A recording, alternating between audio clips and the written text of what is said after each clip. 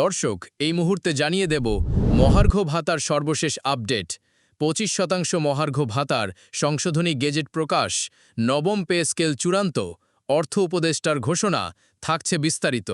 যারা এখনও পর্যন্ত আমাদের চ্যানেলটি সাবস্ক্রাইব করেননি, প্রত্যেক মুহূর্তের আপডেট সবার আগে পেতে এখনই আমাদের চ্যানেলটি সাবস্ক্রাইব করে আমাদের সঙ্গেই থাকুন। আজকের ভিডিও লাইক টার্গেট হচ্ছে 300।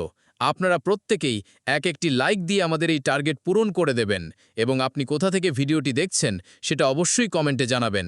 আপনার মতামত আমাদের জন্য খুবই গুরুত্বপূর্ণ। এবার বিস্তারিত। দর্শক, আজ সরকারি চাকুরিজীবীদের জন্য এক ঘোষণাতেই দুটি বড় প্রাপ্তির খবর এলো।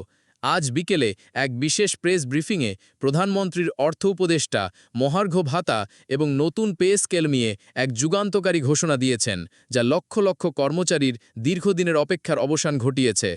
প্রথমত, অর্থ মন্ত্রণালয় একটি সংশোধনী গেজেট প্রকাশ করে সকল সরকারি চাকুরিজীবীর জন্য 25% মহার্ঘ ভাতা প্রদানের সিদ্ধান্ত চূড়ান্ত করেছে। অর্থ উপদেষ্টা জানান, এটি একটি অন্তর্বর্তীকালীন ব্যবস্থা যা নতুন পে স্কেল চালুর আগ পর্যন্ত কর্মচারীদের আর্থিক স্বস্তি দেবে। তবে আজকের সবচেয়ে বড় এবং ঐতিহাসিক ঘোষণাটি হল নবম বা নয়ম পে স্কেল চূড়ান্তকরণ। অর্থ উপদেষ্টা অত্যন্ত স্পষ্টভাবে জানিয়েছেন, সরকার একটি স্থায়ী সমাধানের পথে হাঁটছে এবং সেই লক্ষ্যেই নবম পে স্কেল চূড়ান্ত করার সিদ্ধান্ত নেওয়া হয়েছে। তিনি ঘোষণা করেন, এই নতুন পে স্কেল প্রণয়নের জন্য একটি উচ্চ ক্ষমতাসম্পন্ন পে কমিশন গঠন করা হয়েছে এবং তারা দ্রুতই তাদের সুপারিশমালা জমা দেবে।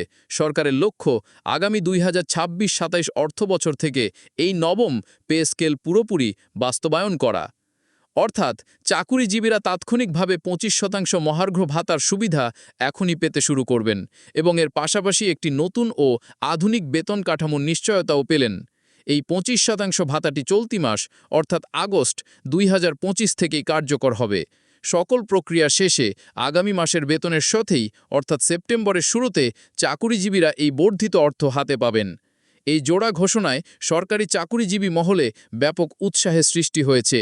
একদিকে তাৎক্ষণিক আর্থিক লাভ, অন্যদিকে একটি স্থায়ী ও উন্নত ভবিষ্যতের নিশ্চয়তা, এই দুই মিলিয়ে সরকারের সিদ্ধান্তকে তারা স্বাগত জানিয়েছেন।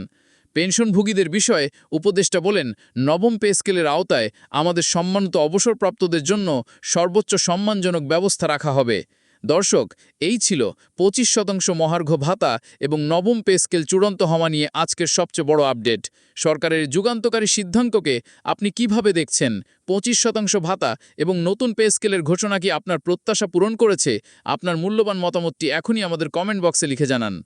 নবম পে কমিশনের প্রতিটি অগ্রগতির খবর সবার আগে পেতে আমাদের চ্যানেলটি এখনই সাবস্ক্রাইব করে বেল আইকনটি অন করে দিন। এই গুরুত্বপূর্ণ সুখবরটি যদি আপনার ভালো লেগে থাকে তবে ভিডিওটিতে একটি লাইক দিয়ে আমাদের উৎসাহিত করবেন। ধন্যবাদ আমাদের সঙ্গে থাকার জন্য।